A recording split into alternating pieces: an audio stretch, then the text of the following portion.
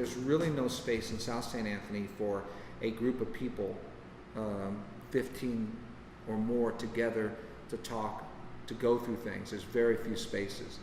Here in the South, even though we have over 350 non-for-profits in the zip code, I don't believe there are but a handful of rooms that even hold more than 15 or 20 people. I had to understand that the transformation of this building alone and this neighborhood alone in the last 6 years with the light rail transition, it's pretty stunning where it's been, because this was really industrial and barren and pretty straightforward.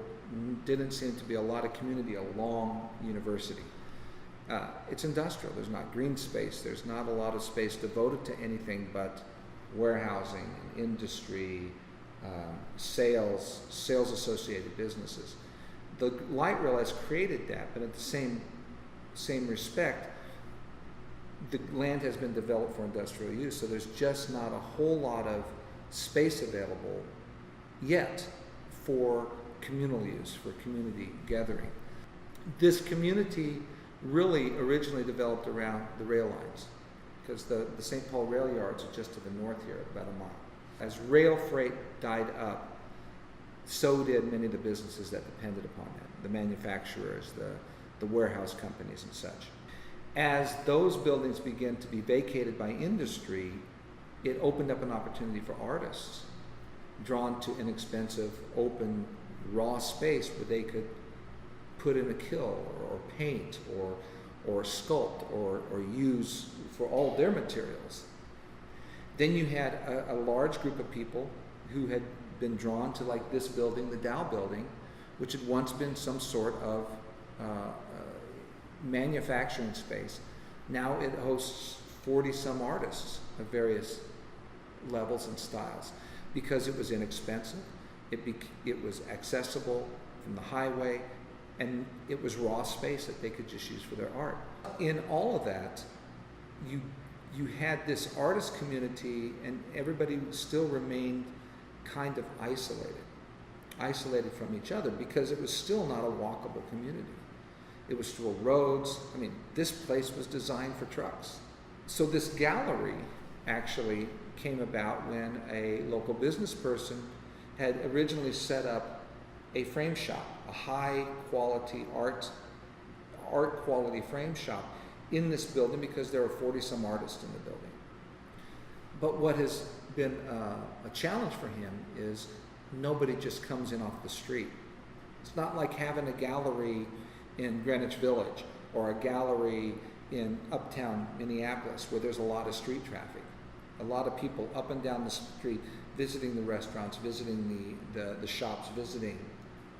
People here, there aren't restaurants and shops to a large extent to draw foot traffic.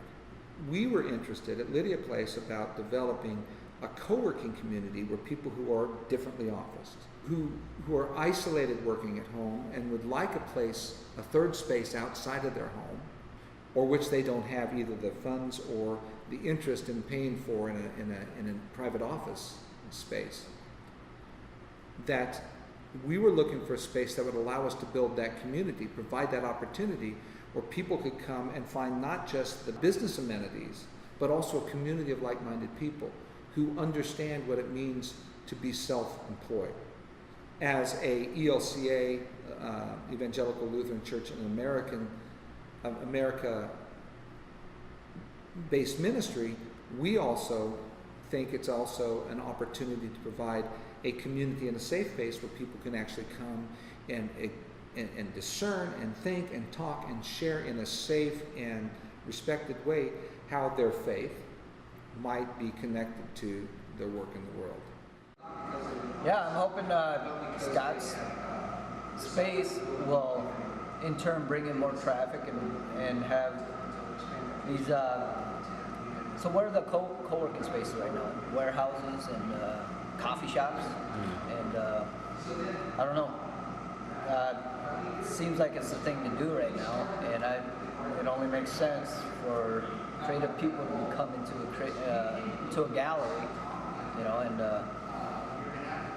and get their creative ideas out, or work on their projects instead of in a hustle bustle cafe or a coffee shop. But I think Scott's got some great ideas, and I'm excited because that'll bring in business professionals, like yourself, or software designers, or the new generation. Hopefully they'll network with the right people and get the right jobs. That way they can get the right salary and then come back and buy the right art for the place. So it all goes hand in hand.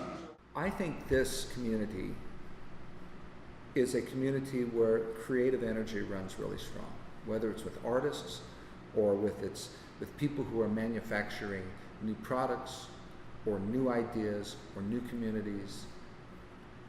I think we are in a very prime location, being almost immediately between downtown St. Paul and downtown Minneapolis, with the Capitol and the University of Minnesota and other institutions, important institutions, all along this lifeline, this new major artery that runs right through the smack dab from Minneapolis to St. Paul, in the middle of the city.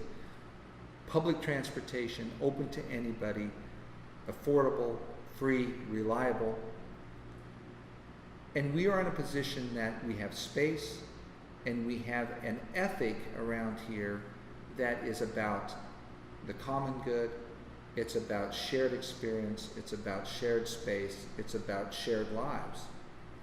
And my vision for this is that this becomes a center in this whole region for creative, community-minded, neighbor-minded, collaborative engagement that celebrates human creativity, that celebrates relationship, that celebrates doing something good, not only for ourselves, but for those who live around us.